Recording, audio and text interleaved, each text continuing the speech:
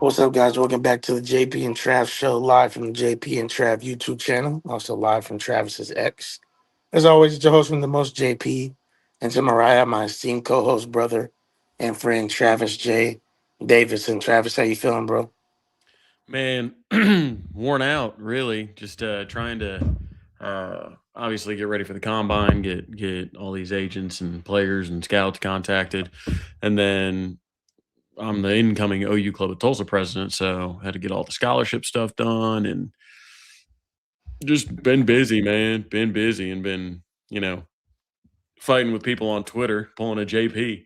Have you? So just you know, exhausted, but glad to get back on the show after missing last week, man. How are you? Yeah, bro, I'm doing good. I'm doing good. I'm down here in the most magical place on earth. Um, you know, Disney World, and been Mm-hmm. able to see my daughter get to experience some joy. Last few days, and so we going to Epcot tomorrow, and looking forward to a great day. But yeah, man, I'm doing well. I haven't been on social media that much recently. I've been taking a little bit of a hiatus from all my socials. I've been on X a little bit just to keep up with stuff for the podcast, but I'm unaware as to why you've been fighting. Does it have anything to do with our the other JP who's a friend of the show? Oh yeah, Josh Pate. Josh Pate. Yeah. Yeah. I, my thing is, like, it's come up a few times, like over the years, of people like interviewing the president, whether it was Obama, now Right. Trump. I mean, even having Biden on, like everybody always talked about it. All right. But like, I'm sorry if the president, no matter who it is, if another foreign leader were to Yeah. call me and be like, "Hey, you mind if I hop on the JP and Trav show with you?" Right. Come on, man. You're doing it. You know, I look back to an interview that on the OU Insider channel, that the Michigan pregame show, that we had Connor Stallions on, and people were freaking out. I can't believe you'd have that cheater on. I can't believe you're co-signing this. No, just because you have somebody on doesn't mean you agree with their actions, or doesn't mean that you don't vehemently disagree with their actions. You know, it's just an interview, and all these people are, it's just emotional politics, man. People just can't. People that would never be in a situation where they would ever have to make a decision to interview somebody controversial. Yeah. Like, I would never do this. Cool. Cool. Hurt your feelings 12 on Twitter with 4 followers. Oh, good. I'm glad that you put out there that you would turn down the opportunity. Like, Yeah.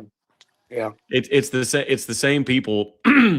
It's the same, one tooth, you know, fat dudes in the comments of Sydney Sweeney saying, I like brunettes better. Yeah.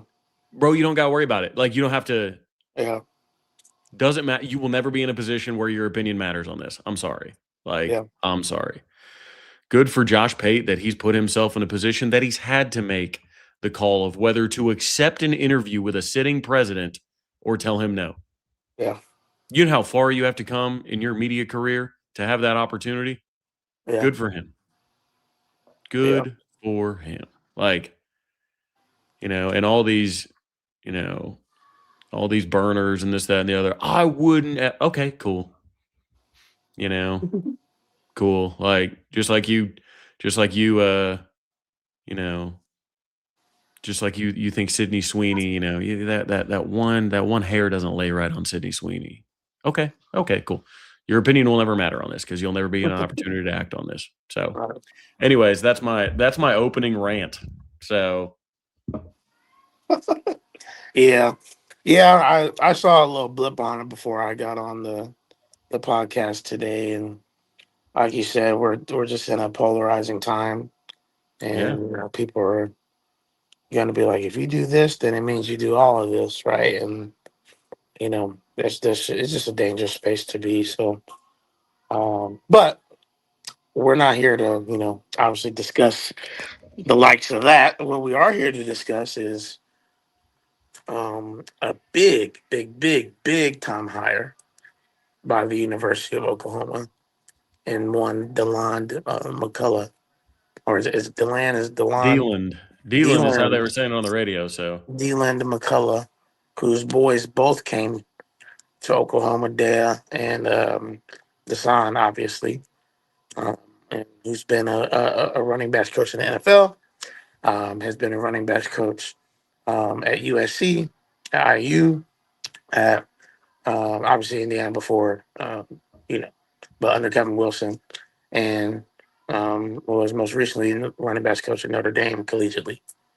And so that's the guy who recruited and developed Jeremiah Love into what we see. And so I think, as Topher said, it is a home run hire. I think that, losing DeMarco Murray, we've talked about it on the show. Hey, DeMarco, much as we love him as a running back for the Sooners, it's been hit or miss as a coach. Recruited at a pretty high level, to be honest. But has he retained all the time? And, we haven't seen as much production. We had one of his recent commits on the show a few weeks ago, right? yeah, Michael Rhodes. And, he got to detail why he likes DeMarco so much, and that's all great. Um, the one thing that I wonder if will come out, and I don't know how it works. Maybe DeMarco knew out for a while that, hey, I might be going to be moving on. I may be going to have an opportunity to go somewhere else. I want to leave my alma mater in a good position. And with some of the recruiting he's done with Torrey or X, um, with Thielman coming in, Hatton coming in, he's put the OU running back position in a good spot, at least some talent wise.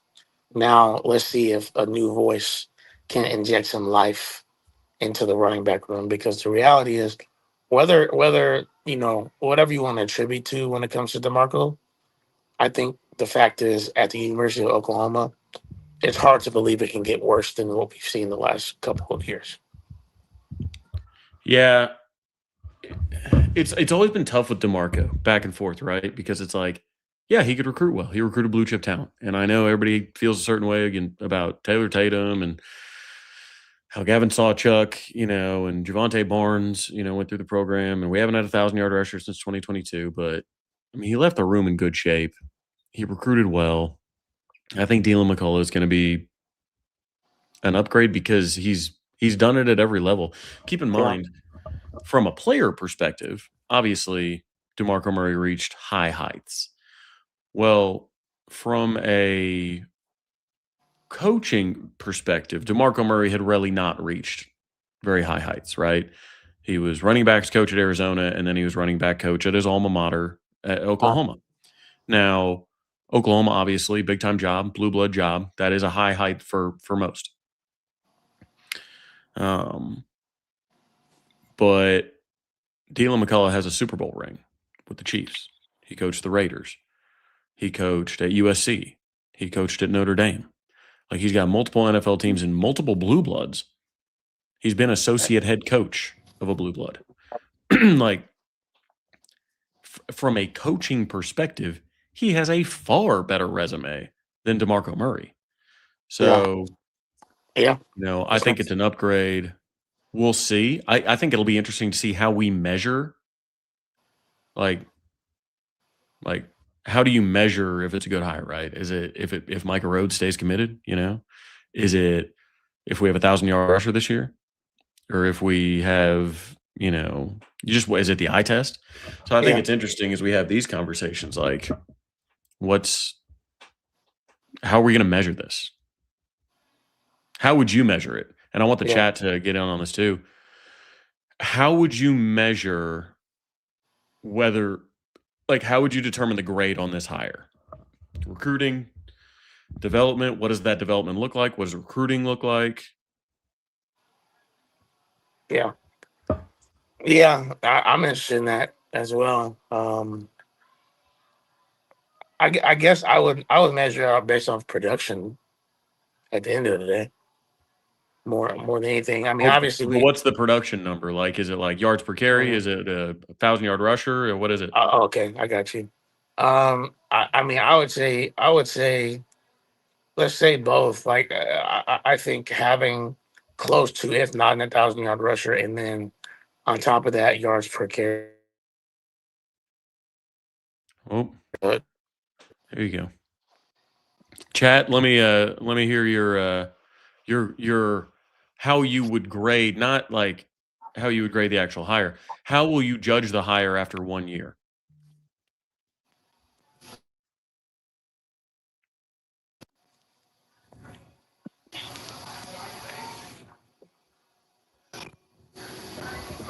Yeah, CB Sooner, you know. Oh, let me click on this.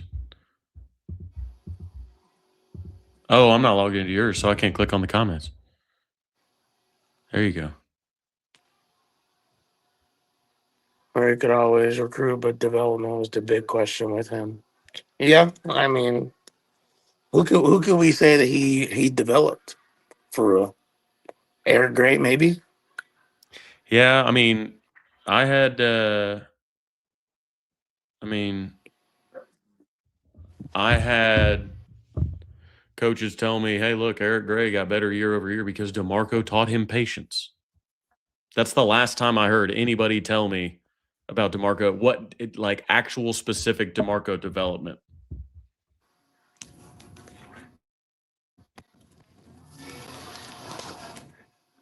I don't know. I can't think of any for real. I'm just being honest. I mean, the There's no problem one. is every freshman that shows up ends up having the best year out of the running backs. Yeah, and then they get worse. Well, I guess besides X, but X has just been hurt. I mean, I feel like X is the one that I would point to. Right? I mean, That's what I would say. but his freshman year, late in the year, that was when he was the best running back on the team back against Bama and whatnot. So, yeah, I don't know. The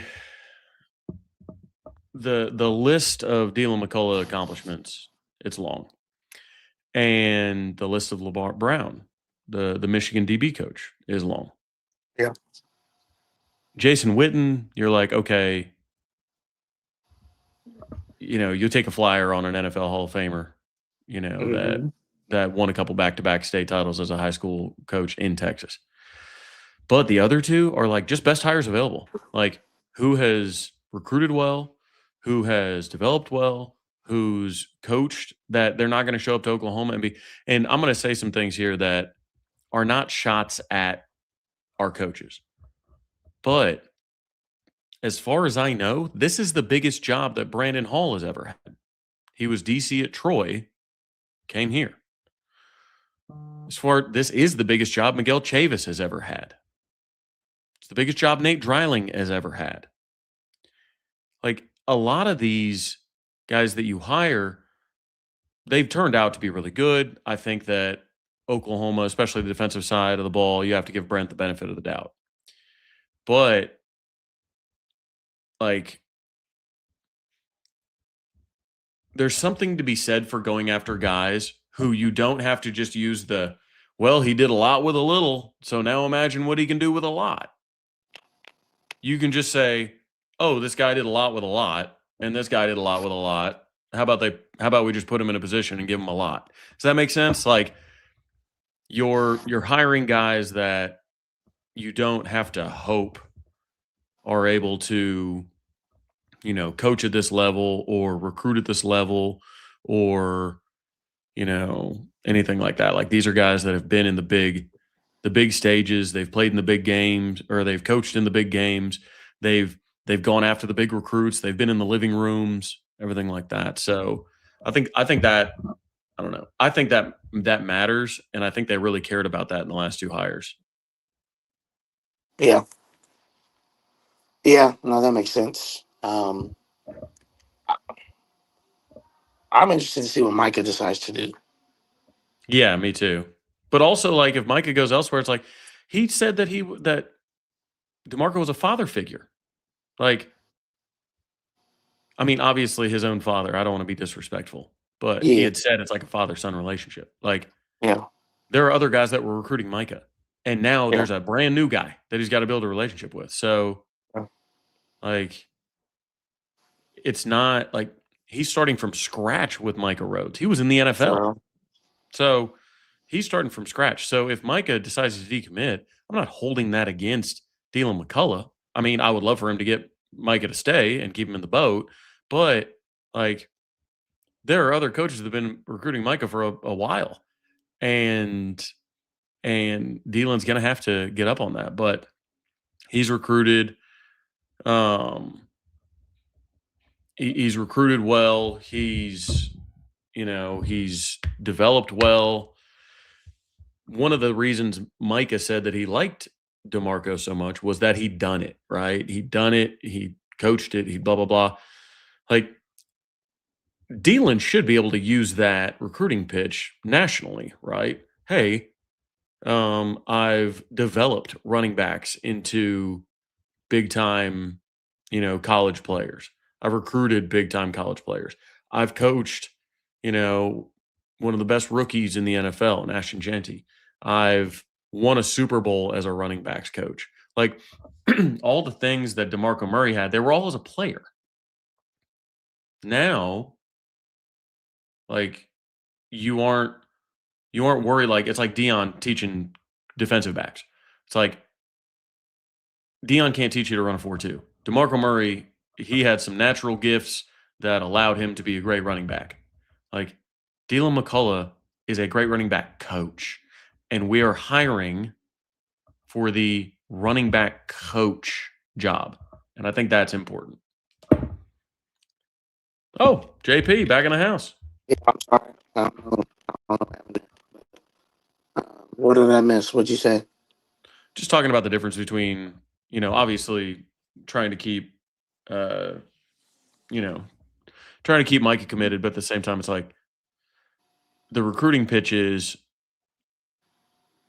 like DeMarco did it as a coach or did it as a player, the Yeah, highest levels, and Deland did it as a coach. Well, we're hiring a coach. We're not hiring a player. We are right. hiring a coach. And Deland McCullough has 10 times the resume that DeMarco Murray has as a coach. So when it comes to recruiting, you can lead with that. And he has Yeah, led with that. And he's landed big time talent. yeah, yeah. I mean, I really think that this is the best of both worlds that you could hope for. Um, I think time will tell, but um, you got to hope that DeMarco is still, I think, getting to leave on his own terms and seem to maybe have strong relationships with still probably, I would imagine, a good bit of the staff, um, Yeah, and I think including Brent's been Jason focusing on that Witten. more All and right. more. Like, hey, I gotta Yeah, I gotta meet everybody. I yeah, gotta get into everyone. yeah. No, for sure, for sure. And I think, hopefully he gets to, calm Micah Rhodes down and say, hey, I trust, we know, or I like this guy too. Like, I know that he's a solid running backs coach. He's at the University of Oklahoma for a reason. He's got pedigree like me. He may not be, may not have been as good as DeMarco was in the league, but, he's proven himself as a coach. Like you said, his resume is better than DeMarco as a coach. So, Yeah, the CR7 Sports Habits. Which one? His or mine? This is an OU shirt. It's a gold one, but he's got a big disco logo on it. So that's definitely an OU shirt.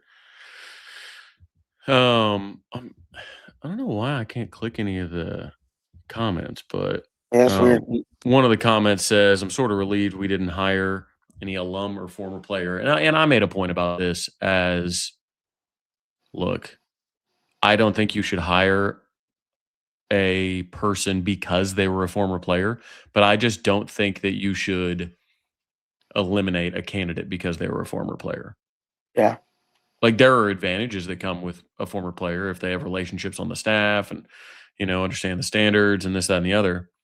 But I think what I have a theory that I think Joe John Finley is actually the one that may have, and I can't confirm that this is even their thoughts or anything, Yeah. but it seems that Oklahoma has stopped the run of hiring former players or close ties.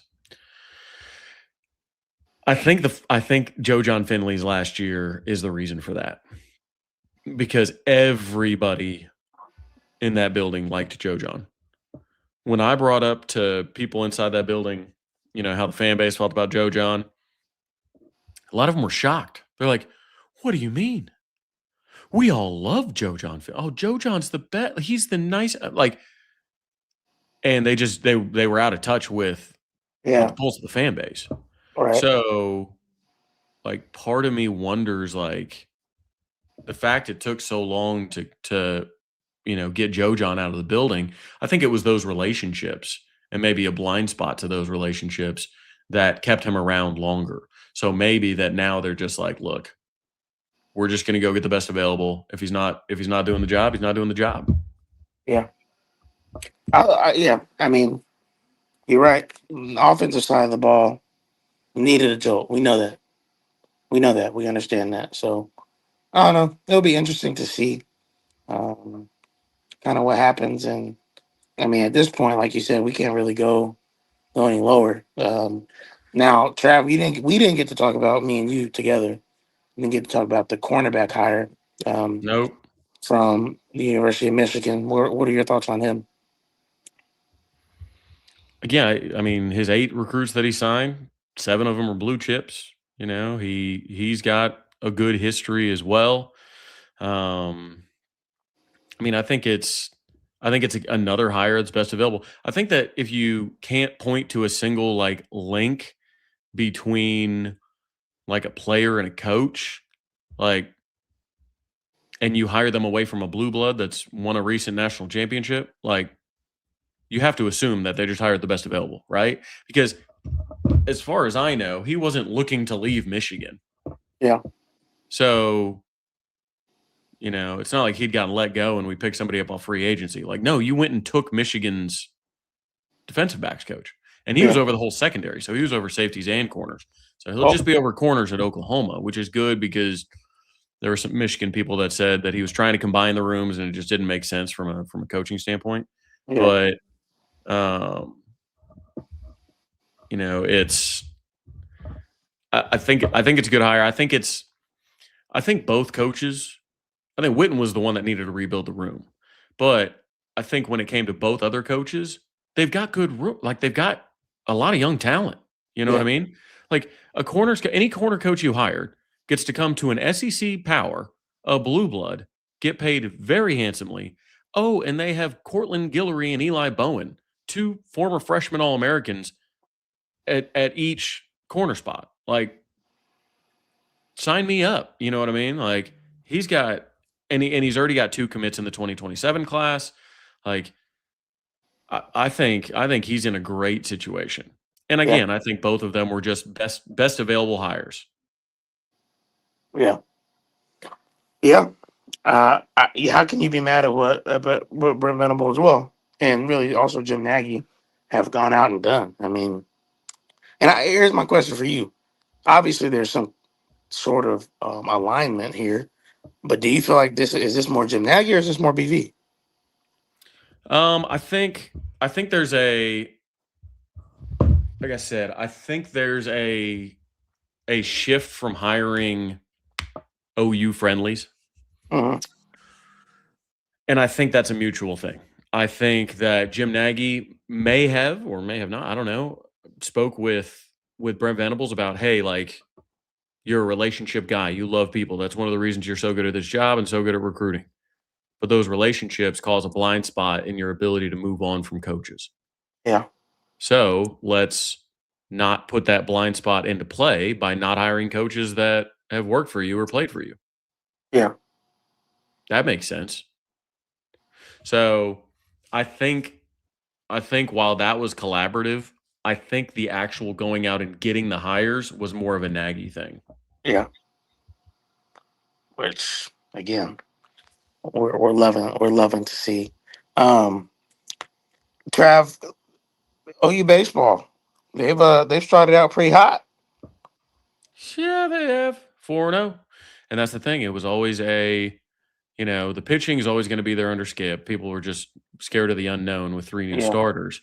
Um, but like the hitting, like we scored 10 runs in all 4 games. Like Trey Gamble, big home runs, Dayton Taki, right? You've got, you know, you've got Jackson Willits, who's always going to have a lot of power to him. You've got Jason Walk and Kyle Brady. Like you've got up and down that lineup. The 6, 7, and 8 hitters were hitting bombs yeah, in Arlington all weekend. So I'm I'm excited about baseball. They've had big wins in the preseason before, and then the SEC just kind of continues to chew you up. So they've got to continue to stack a lot of non-con wins. Like they can't slip up and have a couple ugly ones. Like they can't lose focus at all. Like it's got to be you got to win every single non-con game. yeah. Uh, I've been, yeah, like I said, I've been off of social media a little bit, but just seeing the reaction that the Sooners are getting, not only from their um, constituents, right, or their fans, but also nationally. It feels like people are like, "Oh, okay, Sooners are making some noise, beating some really good teams out of the Big 12," and so I'll be interested to see what they look like continuing the rest of the year. Like you said, the pitching, and if they can find some sort of consistent offense, then I think they can compete with almost anybody. Yeah, and it'll always come down to the SEC schedule, man. It's probably the toughest schedule in America. I mean, we go to Texas. I think we go to Arkansas, to LSU. I mean, I you've got to win your home series. And the thing is, softball spoiled a lot of Sooner fans where they think that you just win every game, like run rule every game, doesn't matter.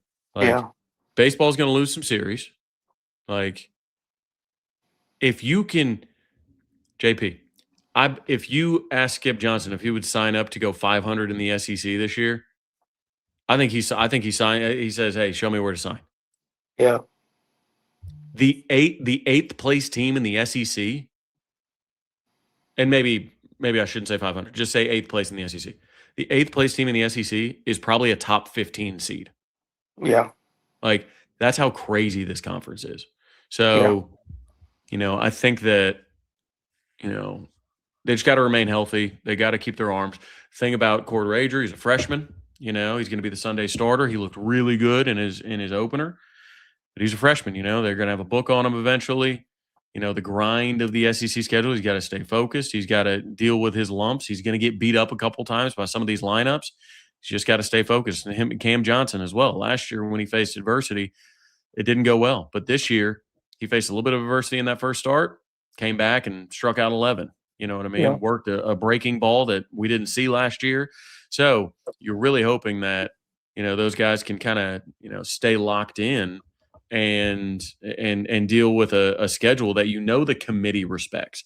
Like in the Big 12 baseball, if you lost a couple series, you're like, uh-oh, like postseason is in jeopardy. right, SEC, you just got to stay focused, keep grinding. Like if you keep your head down, just play baseball. By the time end of the season, if you look up, you're gonna probably be where you want to be. yeah.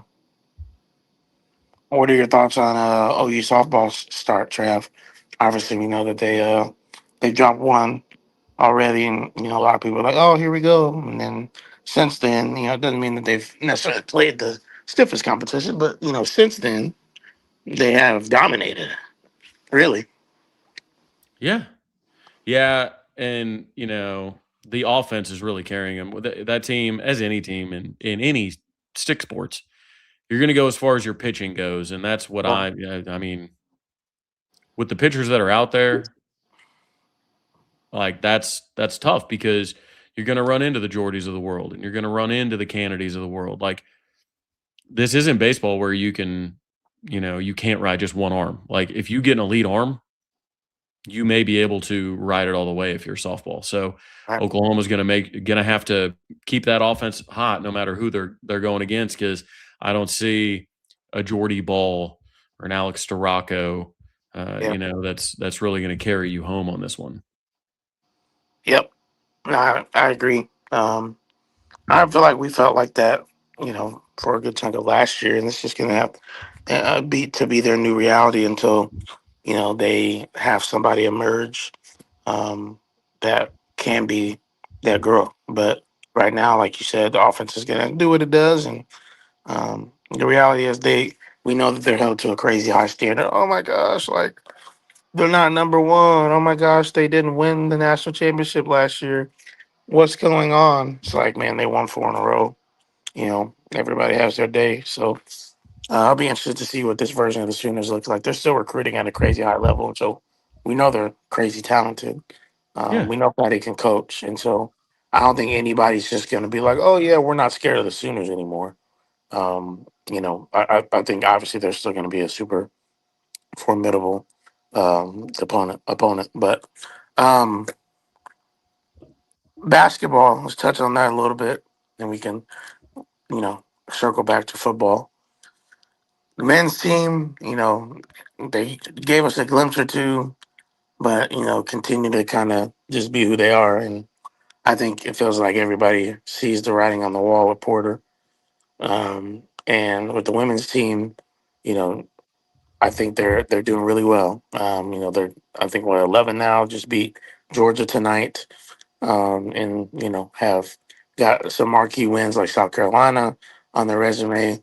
And Well, so that SEC is so deep in women's basketball too. It's just, yeah, yeah, what's the no, SEC's worst sport?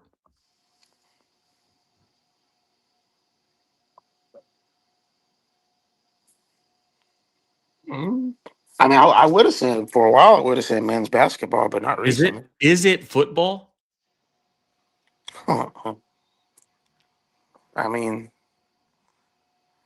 statistically, I guess this year you could say that maybe. Like, of the three big sports, basketball, football, baseball, like,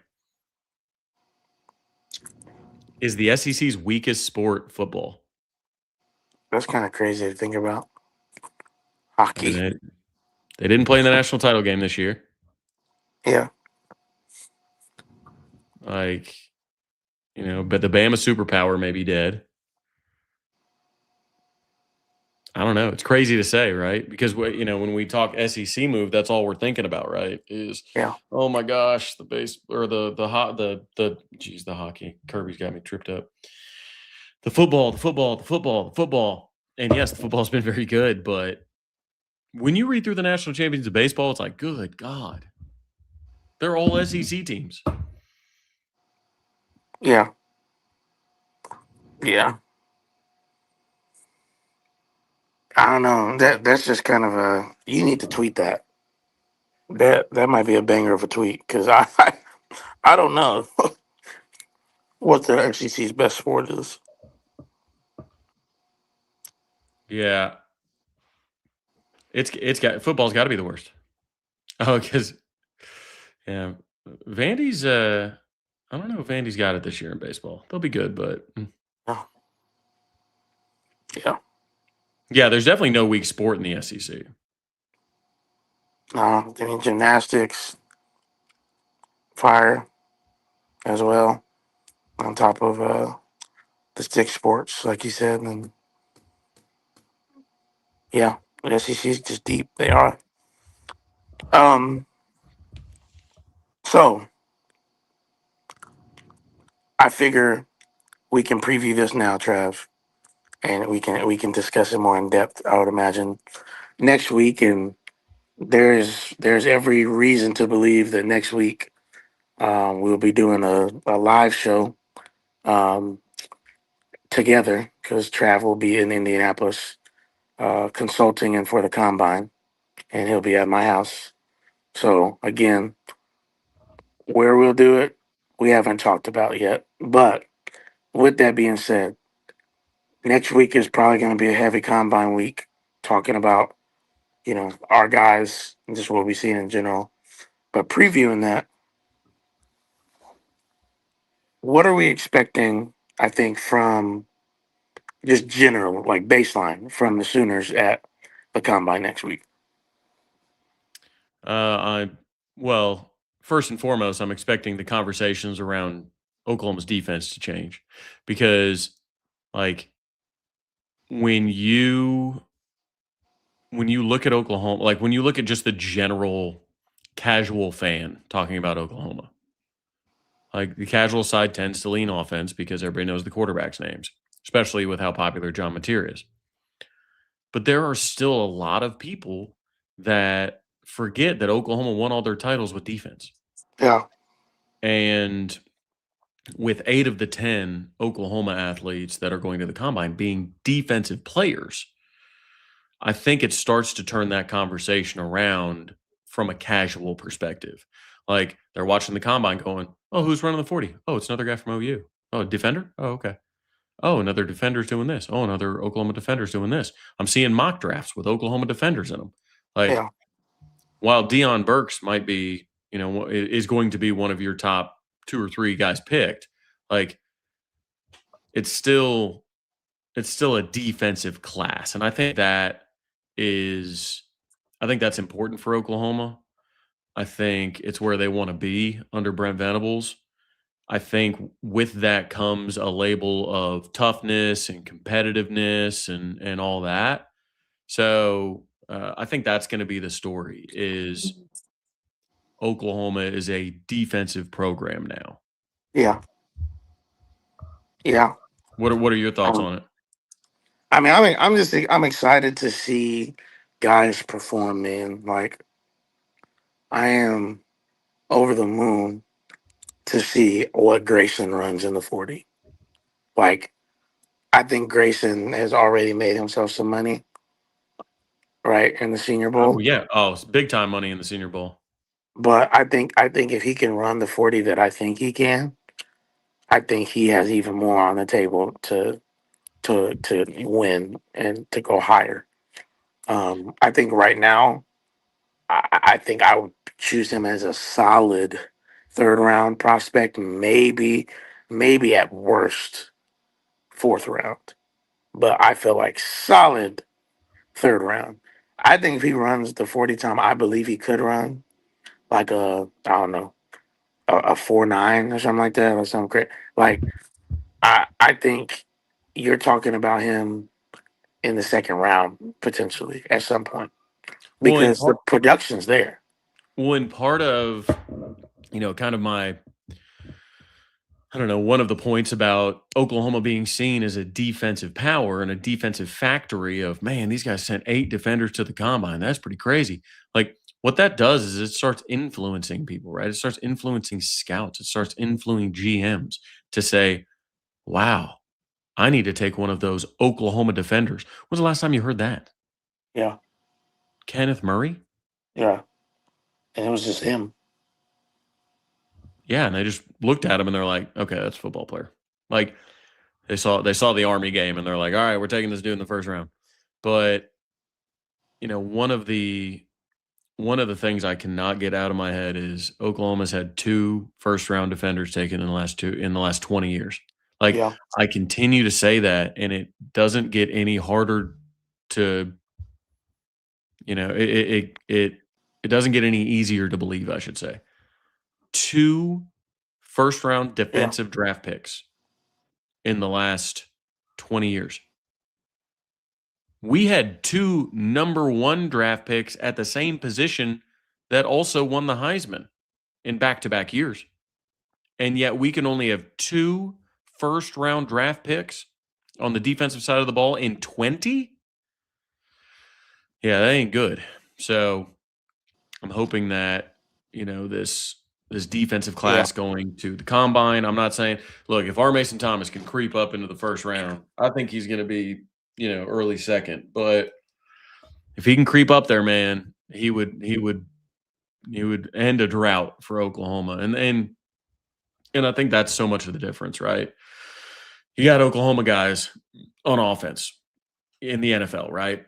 Offensive lineman Bill Bedenbaugh put back-to-back tackles in the first round, like back-to-back years. Like yeah, you've got offensive talent all throughout the NFL. you need some guys out there. I mean, look at what Philadelphia Eagles have done with their Georgia defenders, right? I mean, look at what Bama defenders have done in the league. Look what Ohio Yeah, State defenders have done in the league. Like, you need some of those guys in order to start developing that reputation of, I mean, recruits care about that kind of stuff. Like, you need to continue. And obviously 2027, the class is going extremely well. I expect it to finish extremely well, but it comes down to transfers. It comes down to high school recruiting. It comes down to just walking out onto the field and the other team knowing that they're going to be in a fist fight for 4 quarters. Like, that's why that's what I'm taking from this combine. yeah, yeah. No, I mean, our Mason is the guy that I feel like is the flagship for everybody. But there's plenty of guys that I think have money to be made at the combine, and I'm interested to see how it fleshes out. It'll be cool to potentially have the opportunity to go watch a little bit. Talk with Grayson's dad. I might try to pop over there at some point. Yeah. Um, but we'll see. We'll see, man. Yeah, I know Jaron's family's going to be there. So that'll be fun. I'm really excited to see what Jaron runs because Yeah, like he's fast. I know that there was an NFL team that told him a time, if you run faster than this time, expect a call. And it was a time that Jaron will run faster than, I promise you. Yeah, So I think that with that combine invite, the Shrine Week, it went well for him, but without you, I mean, how do I put this? yeah, For low, a lot of you maybe don't know what I do for a living, but the relational psychology stuff, we worked with the Shrine Game. Jaron's profile I have, and I know every year the Shrine Game is bad for people who enjoy structure, thrive in structure, and want to, kind of do their own thing, kind of lone wolf the thing. You're forced to yeah, talk to and play with and learn stranger after stranger after stranger after stranger, and there's no structure to it, especially during an ice storm in Texas. yeah, So, like, I think, I think Jaron, the hands have always been sweet. He's going to be killer on special teams, but he's going to run a number that's going to make teams go, I don't know where I'm going to put him, but I need him on my roster. That's all I know. I need an athlete like that on my roster. yeah, yeah. It would be something if Jaren got drafted. That'd be pretty cool, especially based off the fact that he played tight end 1 year, and I mean he was all SEC. Like you can't take that away from him. Um, Despite everything, he had a really good year, especially receiving wise. Um, but yeah, that's something that I think we'll get a little bit deeper into as we head towards Combine Week next week. But to be honest, the only other thing that I felt like we could maybe talk about today is what do we feel like we need to see now that we have um remind me, Dylan. Deland. That's how Yeah. I've always said it. Yeah. Now that we have Deland as our running backs coach and knowing his pedigree, what what do you think we need to be at? I know we talked about it a little bit earlier, we touched on it, but I mean in terms of like hitting our goal as a team and helping John Mateer, like how many yards, you know, per game are we talking that we need in order to say, hey, this is going to open things up for John? I think it's just situational. Like, I want of third downs picked up with the run game, I want 85% of them to be running backs. Yeah,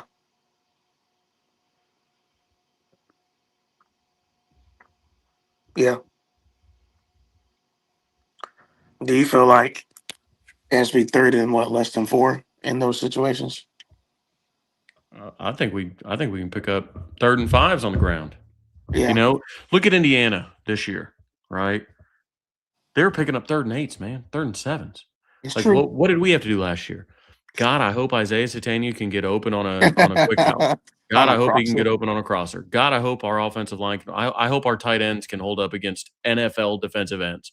Yeah, Like, man, I hope. Like, I want it to be 3rd and 3 or 3rd and 2, and everybody in the stadium know we're handing the ball off, and it's still not mattering.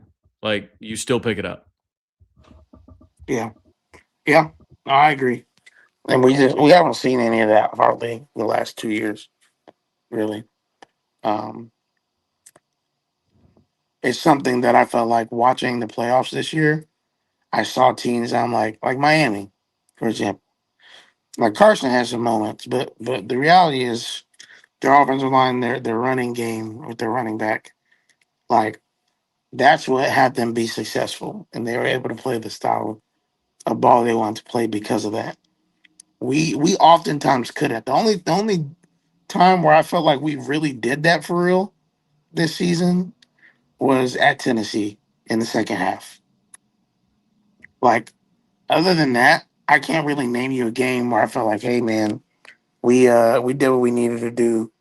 And I guess Michigan, first game of the year, our first big game of the year, when we went on that 6 or 7 minute drive in the fourth And quarter. capped it off with a run by Yeah, Batir. Yeah. yeah. But it Capped wasn't it just it was him though. Mainly, it wasn't like it was a bunch of running backs, right? So right. And it's we obviously saw with the health last year. You need to yeah, keep John Batir upright. Like, yes, I know people feel a certain way about Mike Hawkins, but you got true. I mean, you're gonna have a true freshman backup likely. yeah. Like, I think Bo Bentley's that dude, but is he true freshman going on the road in the SEC 9 times? That dude. I know we're not on the road 9 times, but you get what I'm saying. Like, Yeah, is he that dude walking into Athens, Georgia, in Game 4? Is he that dude? I don't know. Would be a lot of pressure on the young gun, it would. but I think a lot of it, and it was a point well brought up on radio yesterday. Mhm. It's like I think the run game is going to be helped out so much because of the tight ends. Like, Yeah, you brought in dudes that can block, big dudes that have a lot of blocking experience. Like like we love Jaron, but like he was outsized a lot of times if he was just asked to block straight up, like ball snaps, block. Like he made a lot of his hay by pulling and coming across the line and catching a yeah, dude in the ear hole after he got up a little a speed. But I just like you'll have tight ends now that can just fire off the ball and go hit a linebacker. You know what I mean? yeah, And we didn't necessarily have that. yeah. We didn't. We had a lot. We had a lot of whiffs, a lot, and it didn't allow us to do what we wanted to do, like you said in the running game. Um, Kirby says, "Has there been any update from Micah about the new hire?" I know that I think Parker said something about it. I think George said something about it. I don't think he was wait like and say I'm gonna like decommit tomorrow. But obviously, knowing how he talked about DeMarco on the show, I have to imagine that he's really really mulling things over. Well, I'll put it this way: I guarantee you, Texas and Texas A&M picked up the phone, Yeah, and what they had to say. I mean, they didn't have to tell any lies. yeah, Like sometimes your rivals just have facts that they can lay out, and it's up to the kid to determine, whether those facts matter, right? The fact of the matter is, to your point, he wanted to play for DeMarco Murray. The best thing about this hiring cycle is that you fired one guy and then the other two went to NFL, like AFC contenders. Yeah. Like they didn't go to bums. Like they didn't go to the Yeah. Jets. Like went to the Yeah. Chiefs and the Bills. And the Bills. They went to Mahomes and they went to Allen. Yeah. Like this is not a situation where like Ohio State hired DeMarco away and Micah's like, well, guess I'm going to Ohio State. Like, Right. it's not like Valai wasn't taken back by Bama. Like Micah Rhodes cannot commit to the Chiefs as much as he Yeah. may like to right now. Like it's not a Yeah. thing. So, with that, it's how much is Brent, given to that relationship? How much is the rest of the staff given to that relationship? Like I I hope Micah Rhodes stays committed. Luckily, the staff has a lot of time. And again, if you're Deland McCullough, you sit there and say, you know what, Micah, everything about this university that you fell in love with, nothing about that's changing. I'm gonna coach you just like I did my NFL backs in the NFL and my NFL backs in college. Like that's how I'm gonna coach them. Like, and I've got proven Yeah. track record. Like, ask about me. You know what I mean? Yeah. Yeah. Yeah. That's all you can hope for. Like I said, that's why I felt like it was the best hire that could happen at the running back position because there's, I don't feel like there was that much better of a name on the market than him. Like he was being considered for, other NFL jobs. He was being considered for the Chiefs job Yes. before DeMarco took it. Right. So it's just, Yeah. Go back to the Chiefs. yeah. Yeah. So I don't know. I'll be keep an eye on that because I would like Micah to stay committed, but I could understand if he feels like, hey, I'm going to open it back up. He's still 2 years out. This is a long time. It's a long time. Yeah. And that's the thing. 2028. Like let's get 2027 wrapped up first. And those Yeah. guys are staying committed, apparently. Yeah. That's all you can hope for. But, well, we are about to wrap it up here. Like I said, next week, more than likely, we'll be doing a live show together. So tell your friends and your family to be Yeah. prepared, ready to Are rock you and roll. gonna pay off the second half of your bet? What are you talking about? Eat the rest of the wing covered in What? uh DeBonk? What? What are you talking about? The second half of what? Oh, I thought that was just halftime. I thought you just had the one bite. Oh, I you remember. thought it was halftime. Yeah, you Uh, thought I had the one bite, and then you're gonna um, finish the wing. We'll get you a fresh wing, but you're gonna finish the wing this next time, right? this was never discussed. I didn't see it.